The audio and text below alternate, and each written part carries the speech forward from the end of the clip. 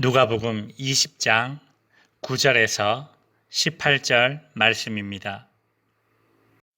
그가 또 이 비유로 백성에게 말씀하시기 시작하시니라.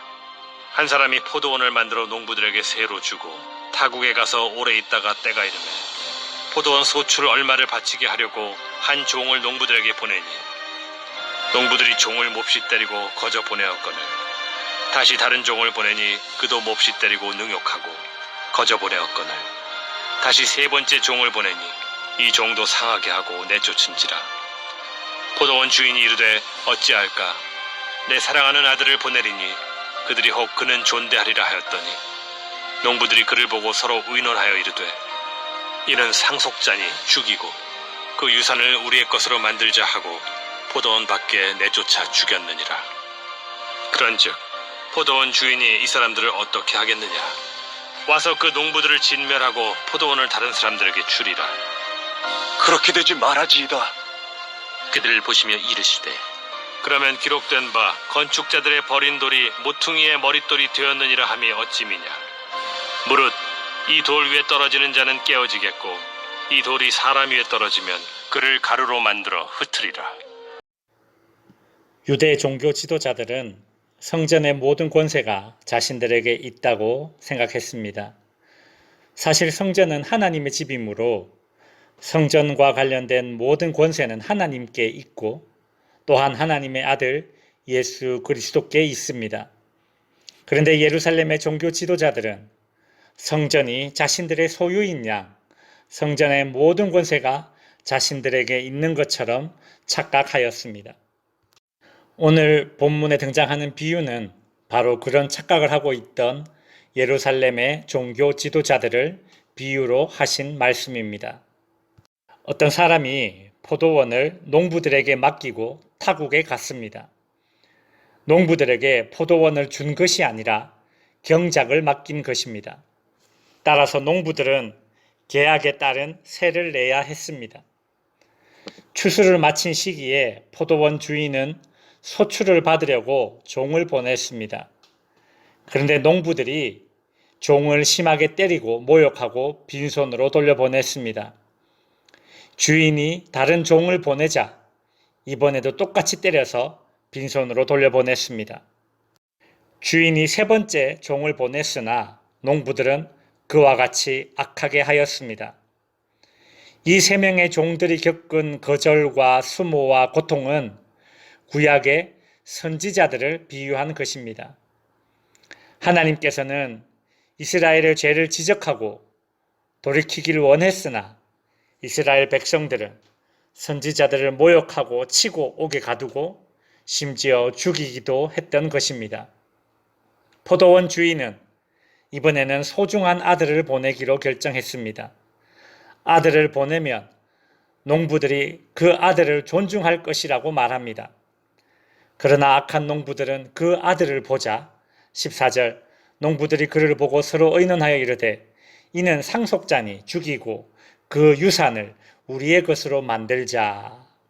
드디어 농부들의 숨은 의도가 드러났습니다.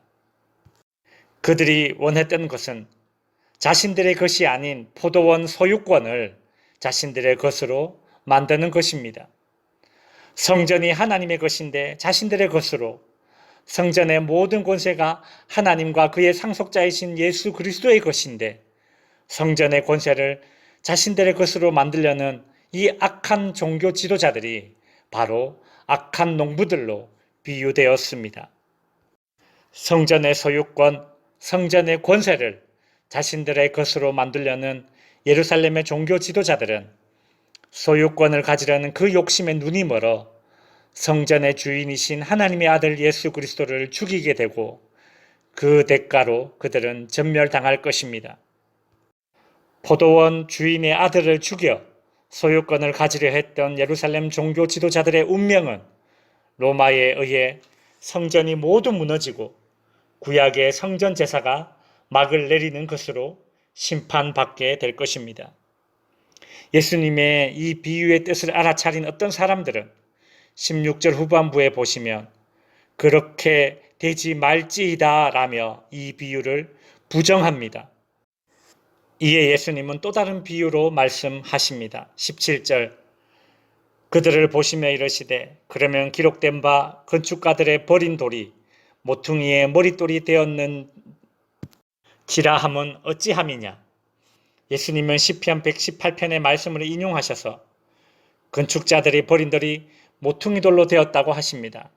여기서 건축자들이 버린 모퉁이 돌은 유대인들에게 배척되고 죽임당할 예수님을 가리키시는 것입니다. 그리고 18절에서 무릇 이 돌 위에 떨어지는 자는 깨어지겠으며 이 돌이 사람 위에 떨어지면 그를 가루로 만들어 흩으리라고 하십니다. 예수님을 어떻게 대하느냐, 예수님의 가르침에 어떻게 반응하느냐에 따라 그들의 운명이 결정될 것을 비유로 말씀하신 것입니다. 말씀을 정리하겠습니다. 포도원 주인이 악한 농부들에게 여러 명의 종들을 보내고 아들을 보냈듯이 하나님은 늘 회개할 기회를 주십니다. 여러 번 회개할 기회가 있었다고 해서 그 기회가 항상 있는 것은 아닙니다. 목이 곧은 백성, 은혜를 거부하는 백성은 기회를 잃게 될 것입니다. 내 안에 하나님의 은혜를 대할 때에 배은 망덕의 모습이 없는지 되돌아봅시다. 오늘 일하는 하나님이 주신 기회에 감사하고 최선을 다하는 성도님들이 되시기를 바랍니다. 예수님은 건축물의 머릿돌 되십니다. 전체 건축물 중에 제일 중요한 돌이 바로 머릿돌입니다. 마찬가지로 예수님을 내 삶에서 가장 중요한 존재로 여기시는 성도님들이 되시기를 주님의 이름으로 축원드립니다.